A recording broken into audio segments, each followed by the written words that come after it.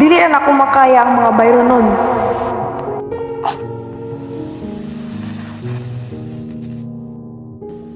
Mindanao depends heavily on coal for electricity, which is dragging up power bills and making life more expensive for families and businesses. Bill ni Sara Racasa. Yan ay kahit 3 ilaw, 3 electric fan, 1 TV.